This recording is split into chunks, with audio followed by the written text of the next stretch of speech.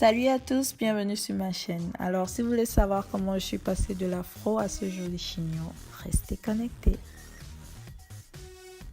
Pour ce tuto, j'ai eu besoin de gel, de bandes élastiques, de peigne à cheveux et d'une crème pour cheveux que je vais appliquer très légèrement sur mes cheveux. Très légèrement, pourquoi? Parce que la crème mélangée au gel, ça laisse des traces. Donc si vous ne voulez pas avoir de traces à la fin, appliquez juste une petite quantité de crème. Alors quand j'ai fini d'appliquer la crème, j'essaye de me faire une raie vers la gauche, je crois.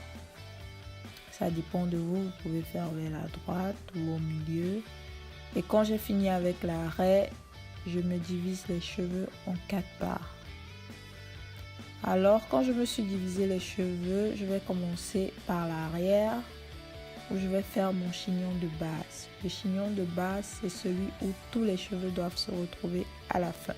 C'est pour ça qu'il vous faut beaucoup de bandes élastiques. Surtout pour celles qui ont des cheveux courts, il vous faut encore plus de bandes et plus de gel. Donc soyez prête à dépenser votre gel. Et je tenais à préciser, le gel que j'ai là, je n'utilise pas d'habitude, donc j'ai juste essayé cette fois-ci.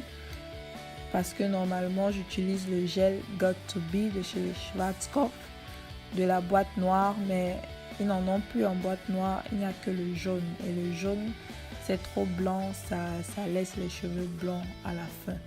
Donc j'ai voulu essayer un gel transparent et j'ai choisi celui de L'Oréal qui ne coûte pas cher.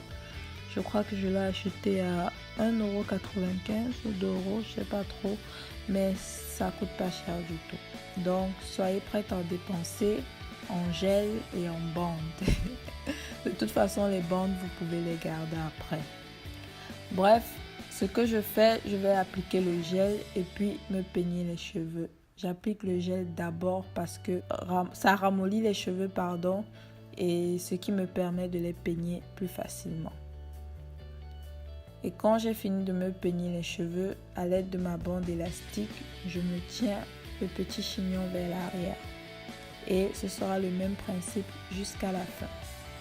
Je divise mes cheveux en petites parts sur lesquelles je vais appliquer le gel, puis les peigner vers l'arrière et les tenir avec le chignon de base. C'est pas évident, surtout quand les cheveux ne sont pas très longs. Donc ça demande beaucoup de temps. Et bref, prenez votre temps et essayez quand même. Chez moi ça a marché et j'espère que ça marchera pour vous aussi. Et quand j'ai fini d'appliquer le gel et de me lisser les cheveux vers l'arrière, je vais essayer de lisser mes baby hair. Alors je vais prendre mon gel Got2b que je n'aime pas trop malheureusement parce que comme je l'ai dit, ça laisse des traces blanches, donc je vais l'utiliser quand même parce que c'est un assez bon gel. Ça peut tenir toute la journée et même toute la semaine. C'est vraiment un super gel quoi.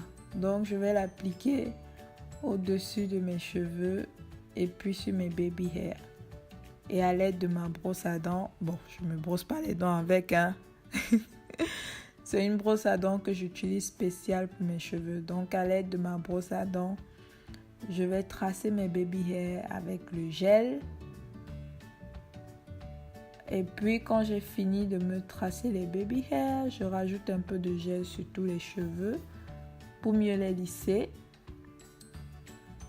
Et puis quand j'ai fini de me lisser les cheveux, je vais prendre mes mèches de chez Expression que je vais enlever du paquet et puis je vais jeter la fronde, on dit fronde ou l'élastique qui est dessus, et la remplacer par ma bande élastique parce que la fronde ça cale dans les cheveux et ça abîme les cheveux, donc je ne veux pas abîmer mes cheveux, je la remplace par ma bande élastique.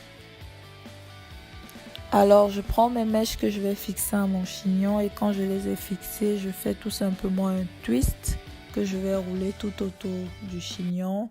Et quand j'ai fini de rouler, je tiens le chignon soit avec des pinces, soit avec une grosse bande élastique.